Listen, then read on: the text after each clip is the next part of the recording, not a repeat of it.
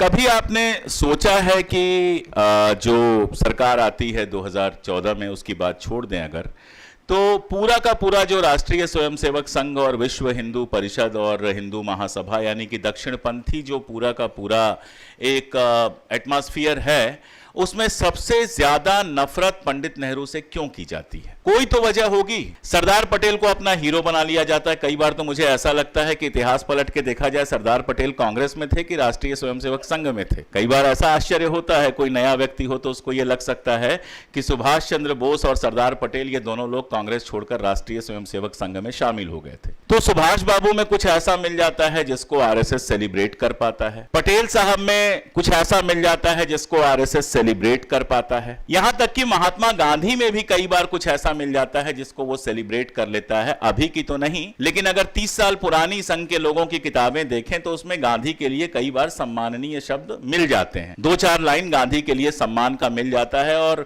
उनको झाड़ू और चश्मा तो हमारे प्रधानमंत्री महोदय भी थमा ही देते हैं, सफाई वाला ढूंढ लेते हैं उनमें से, तो उसके चलते गांधी जी का सम्मान हो जाता है। गांधी जी की मूर्तियों के सामने झुकना भी पड़ता है और वो सारा कुछ हो जाता है। पंडित नेहरू को लेकर मुझे आज तक इस वाले पक्ष से कोई एक लाइन भी ऐसी नहीं मिली जो केवल तारीफ की लाइन हो। अगर तारीफ करेंगे भी तो पंडित नेहरू उच्च कोटि के विचारक थे, लेकिन के बाद वो सारा कुछ होगा जिसके बारे में अब आप आज की पीढ़ी ज्यादा जानती है, क्योंकि उसके पास ज्यादा व्हाट्सएप पहुंचते हैं। हमारे जमाने में तो किताबें ही पहुंचती थी, अब व्हाट्सएप पहुंचते हैं। और पूरे व्हाट्सएप का जो इतिहास चलता है, व्हाट्सएप का जो कालिक फेंकने की जो मुहिम चलती है, उसके सबसे बड़े शिकार अगर कोई होते हैं तो पंडित जवाहरलाल नेहरू। अब तो गांधी को भी खैर मुसलमान वगैरह बनाना शुरू हो गया है, एक आध जगह मैंने देखा गांधी को भी लोग मुसलमान कह रहे हैं, लेकिन पंडित जवाहरलाल नेहरू और उनके पिता मोतीलाल नेहरू को तो उनके जीवन काल से मुसलमान बताया जा रहा है। वो घटना शायद आपको ना पता हो, मैं बता दूं। मोतीलाल नेहरू को सबसे पहले